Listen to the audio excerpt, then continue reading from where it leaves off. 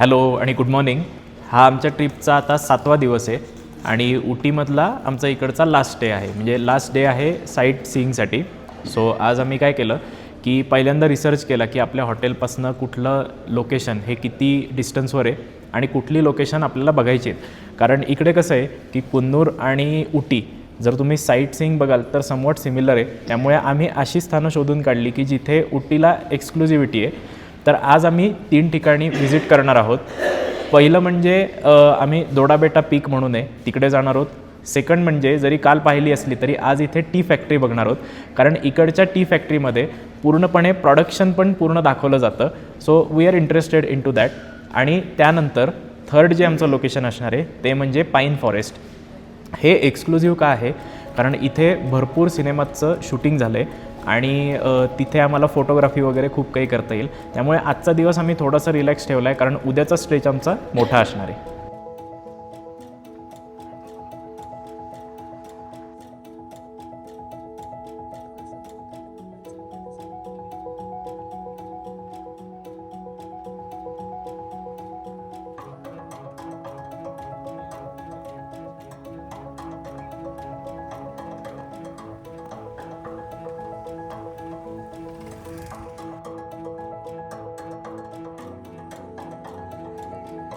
आम्ही सकाळी गेलो होतो पाईन फॉरेस्टला.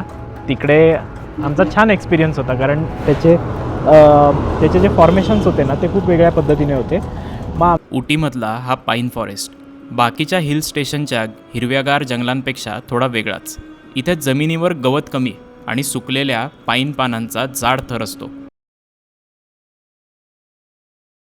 ही झाडं 19व्या शतकात ब्रिटिशांनी लावलेली आहेत आणि ती सरळ, उंच आणि जवळजवळ एकसारख्या रांगेत दिसतात. त्यामुळे संपूर्ण जागेला एक नीट आणि युनिक लुक मिळतो. इथलं वातावरण अत्यंत शांत, सूर्यप्रकाश झाडांमधून थेट खाली येतो आणि त्याचमुळे फोटो आणि व्हिडिओसाठी ही जागा प्रचंड पॉप्युलर आहे. उटीला आलात तर गर्दीपासून थोडा ब्रेक घ्यायला आणि शांतपणे फिरायला हे एक परफेक्ट डेस्टिनेशन आहे. हे कर्नाटक टुरिझमचं रिसॉर्ट आम्हाला एवढं प्रचंड आवडलं कारण इथला जो फील होता तो खरं तर इंग्रजांच्या काळातला वाटत होता. म्हणजे काही क्षणांसाठी आम्हाला असं वाटलं की आम्ही इंग्रजांच्या काळातच इथे उटीमध्ये आलोय की काय. तर ऑन द वे आम्हाला इकडे हे बर्ड किंगडम म्हणून दिसलं. सो आम्ही तिकडे लंच केला आहे आणि आता इकडे फिरायला आलो आहे. आम्ही तिकीटं घेतली आहेत आणि आतमध्ये असं म्हणतात की भरपूर पोपट वगैरे सगळ्या गोष्टी आहेत आणि ऑस्ट्रिच आहेत. सो आपल्याला ते बघायला मिळतात. आम्ही आता इकडे आतमध्ये एंट्री केली आहे. एंट्रीलाच इथे छान आम्हाला काय येते काय माहिती कुठला प्राणी आहे पण आहे तो छान आहे. आणि हे बघ इथे वरती बघ.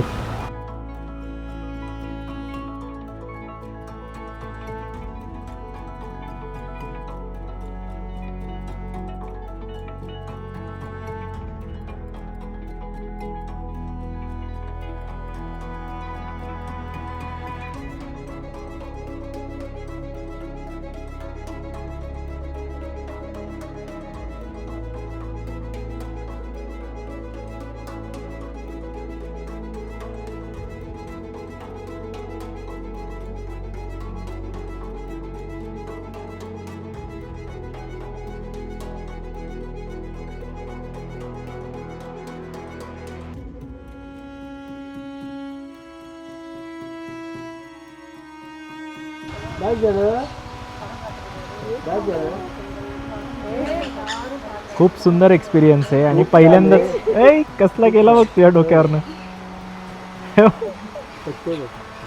कसला खातोय तुझ्या हातावरचा पण घेतो. हा बसलाय नुसता गोट्या. इथे जर आता तुम्ही बघाल तर हातात नुसते यांच्या खात आहेत आणि खाली बघा तुम्ही फक्त हे बघा केवढे आहेत. सगळं खाऊन झालंय आता आतलं फक्त खाणं राहिली आहे. समजलं का? तर मी बघ संपलं खाणं तरी संपलं खाणं. काय झालं? संपलं.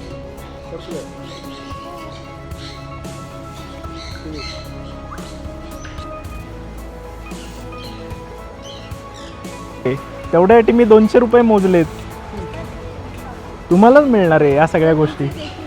सगळ्यांना मिलनार, सबको मिलेगा, बांट के मिलेगा, ऐसा भांडण करके नहीं लेने का और नख भी नहीं मारने का.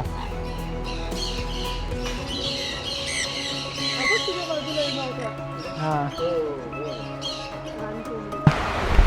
ह्याला काय म्हणून माझ्या कानातलं बघून मजा वाटते, त्यामुळे हे बघा चोंगू.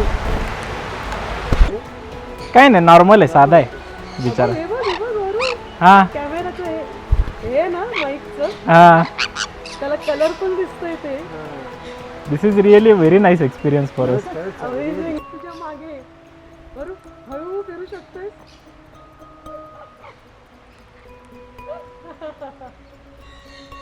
बस बस बस बस सरळ सरळ. ऐ कसला कानाला बघ माझ्या. 3 जण आहेत, माझ्या पण कानाला आलेलं हे डायमंडचं बघून यायला. हा. हे बघा सडा घेतलाय पक्ष्यांचा. कसं वाटतंय माका? काहीच नाही. White silver. सिल्वर फॅसी है, अच्छा. वो गोल्डन है.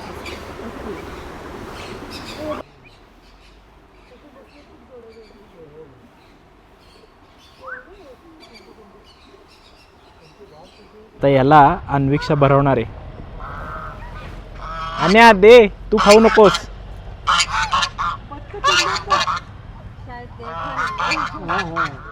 अभी देखा, अभी देखा.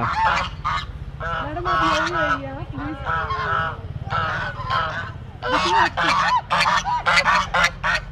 पहिल्यांदा मला एक्सपिरियन्स असणार आहे की मी याला खायला देणार. हे बघायला खाणे मला माहित नाही.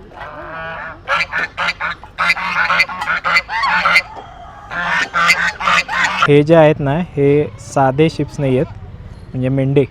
हे फायटर शिप्स म्हणून त्यांनी आम्हाला सांगितलं की हे फायटिंगसाठी वापरले जातात. एक मिनिट.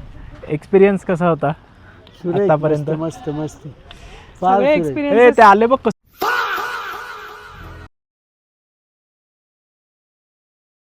तर एवढं नसतं घाबरायचं. So these are also fighter ships.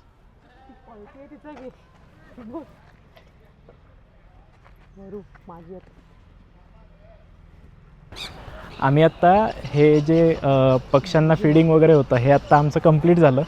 इतका सुंदर एक्सपिरियन्स होता. म्हणजे तुम्ही जर कधीही उटीला प्लॅन करत असाल, हे थोडंसं आउटसाईड आहे पण डेफिनेटली प्लॅन करा, कारण हा एक्सपिरियन्सच वेगळा आहे. आणि चांगली गोष्ट काय आहे की उगाचच गर्दी नाही आहे.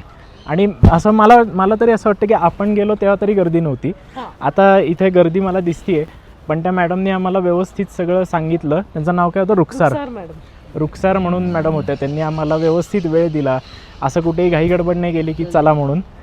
आणि आमचा खांद्यावर खेळण्यात किती मजा येते आज कळलं. पक्षी अंगा खांद्यावर खेळतात तेव्हा इतकं मस्त वाटतं ना की वा वा वा. आपण एखादा कावळा चिमणी धरली तर आपण म्हणतो ये ये ये, पण इथे अंगावरती खेळत डोक्यावर बिक्यावर बसतात. फार सुंदर वाटलं, फारच सुरेख. आणि आपल्या अंगावर बसून ते मारामाऱ्या मारामाऱ्या करतात. करतात. हो हो ना. मला बसायचंय असं आहे त्यांचं. आणि त्याचे पायाचे फील आणि चोचीचं फील खरोखर सुरेख, फार सुरेख, मस्त. आत्ता बर्ड वॉचिंग नंतर आम्ही आता आलो आहे टी फॅक्टरीला. ही उटीची टी फॅक्टरी आहे आणि इथे आम्हाला प्रोडक्शन बघायला मिळणार आहे. आधी आम्हाला प्रोडक्शन बघायला मिळालं नव्हतं. सो ही ती टी फॅक्टरी आहे. इथे गाडी लावली आहे आणि आता इकडून आम्ही चाललो आहे. इथनं व्ह्यू पण खूप सुंदर केलं आहे त्यांनी. Just look at the view.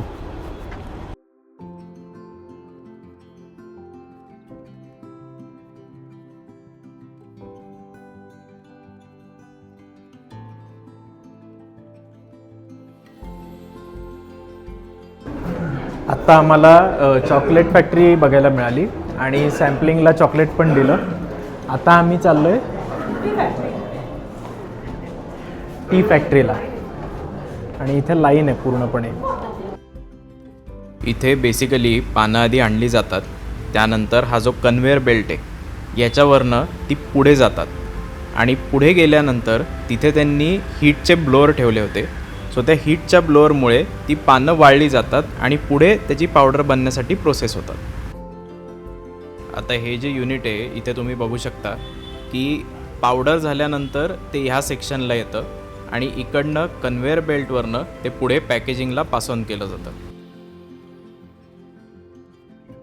इथे बेसिकली ती पावडर आहे ही वेगवेगळ्या के जीमध्ये म्हणजे 250 ग्रॅम 500 ग्रॅम 1 किलोमध्ये डिव्हाइड केली जाते.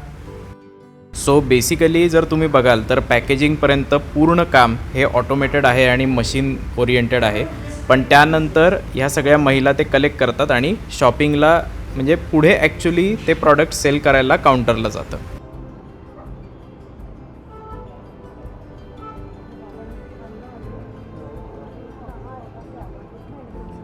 इथे बघा यांनी चहाची पूर्ण प्रोसेस एक्सप्लेन केली आहे. म्हणजे पहिल्यांदा पानं तोडली जातात, त्यानंतर त्यांचं वजन केलं जातं, त्यानंतर ती ट्रान्सपोर्ट केली जातात इथे फॅक्टरीला. मग फॅक्टरीमधनं परत एकदा त्यांचं वजन केलं जातं. त्यानंतर जे आपण आतमध्ये हे मशीन्स बघतोय ह्याच्यामध्ये त्यांचं रोलिंग केलं जातं. त्यानंतर CTC प्रोसेसिंग म्हणजे काय तर इथे लिहिलेलं आहे, ते वाचा तुम्ही पॉज करून. त्यानंतर फ्रॅगमेंटेशन म्हणजे त्याचं सेगमेंटेशन होतं. मग ड्राईंग प्रोसेसला येतं, मग त्याच्या ग्रेड्स ठरवल्या जातात आणि मग त्याप्रमाणे त्याचं बल्क पॅकेजिंग केलं जातं. त्यानंतर त्याचं स्टोरेज केलं जातं, टेस्टिंग होतं आणि त्यानंतर मग ते टी ऑक्शन थ्रू ते डिस्ट्रीब्युशन, पॅकेजिंग आणि मग distribution. These are the steps. ग्रेडिंगचे प्रकार तुम्हाला इथे दिसू शकतात. 6, 8, 10, 12 आणि 14 आणि 24 ह्या पद्धतीने त्याचं क्लासिफिकेशन केलं जातं ड्राईंग झाल्यानंतर. आणि मग आपल्याला मिळतो आपला चहा. इथे आपल्याला चहाचं टेस्टिंग पण दिलं जातं. आता बघूया चहा टेस्ट करून की ॲक्च्युअल कसा लागतो आहे, कारण हा एकदम फॅक्टरीमधनं आल्यानंतर आपण पितो आहे. सो त्याचा स्वाद काहीतरी वेगळाच असणार आहे. Let's see. Wow, it's really nice. एकदम कडक चहा आहे आणि एक नॅचरल ॲरोमा पण आहे त्याच्यामध्ये. खूप छान वाटलं आणि रिफ्रेशिंग वाटलं चहा घेतल्यावर. चिअर्स. टेस्ट खूपच चांगली वाटली. आता आम्ही इथे उटीमध्ये आहोत. काल आम्ही कुन्नूरला गेलो होतो. कुन्नूरमध्ये एक आम्ही टेस्ट घेतली होती, ती ह्याच्यापेक्षा जास्त चांगली वाटली मला. पण दिस इज सेकंड और थर्ड टाईम असं. पहिला तो फर्स्ट टाईम खूप चांगला होता, सेकंडही तिथला चांगला होता, हा थर्ड आहे. पण एनिवे चांगली आहे, चांगली टेस्ट आहे. पुणे मुंबईपेक्षा नक्कीच टेस्ट जरा वेगळी लागली काहीतरी.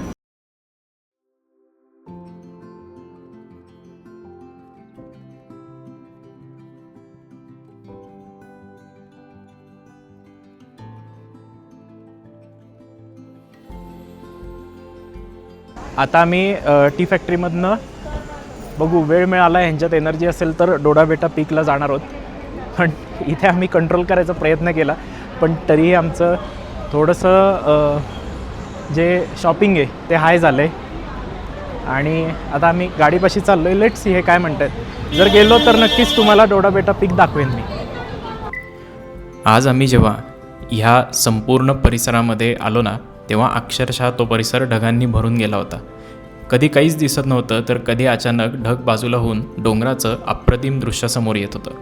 तो थंड वारा, चेहऱ्यावर येणारं धुकं आणि सभोवताल असलेली शांतता, हे सगळं शब्दांमध्ये सांगणं खरंच खूप कठीण आहे. आपण रोजच्या आयुष्यात क्लॅरिटी शोधत असतो, पण आज या ढगांनी एक वेगळीच गोष्ट शिकवली की प्रत्येक गोष्ट स्पष्ट दिसत नाही तरी तिचं सौंदर्य मात्र कमी होत नाही बरं का. डोडा बेटा पीक हे फक्त एक टुरिस्ट स्पॉट नाही आहे, तर त्याला एक हिस्टॉरिकल इम्पॉर्टन्स पण आहे. समुद्रसपाटीपासून जवळपास 8600 फुटांवर असलेलं हे ठिकाण उटीची खरी ओळख मानलं जातं. डोडा बेटा ह्या शब्दाचा अर्थ कन्नड भाषेमध्ये म्हणजे मोठा डोंगर.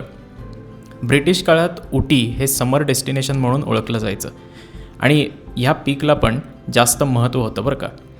आणि त्या काळची अधिकारी आणि पर्यटक इथं येऊन निलगिरीच्या डोंगरांचं सौंदर्य अनुभवायचे.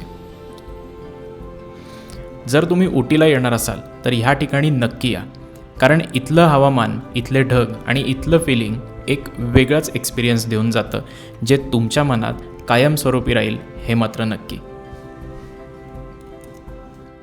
अशाच छान व्हिडिओजसाठी आमच्या चॅनलला सबस्क्राईब करा, कारण नेक्स्ट व्हिडिओमध्ये आम्ही केरळ थ्रू एका कोस्टल लाईनला जाणार आहोत. सो तो सुंदर प्रवास तुम्हाला आमच्याबरोबर अनुभवता येईल. आम्ही अशा टाईपचे व्हिडिओ करण्यामागचं कारण म्हणजे आमच्या मेमरीज ज्या आहेत त्या तुमच्याबरोबर शेअर करणं आणि तुम्हाला आमच्याबरोबर त्या प्रवासाला घेऊन जाणं. सो आमच्या चॅनलला सबस्क्राईब करा आणि तुमचे जे लाडके मित्रमैत्रिणी असतील की ज्यांना ट्रॅव्हलिंग खूप आवडतं, मेनली रोड ट्रिप्स आवडतात, त्यांना हा व्हिडिओ नक्की शेअर करा. मी तुम्हाला खात्री देऊन सांगतो की त्यांना हे प्रचंड आवडेल. थँक्यू.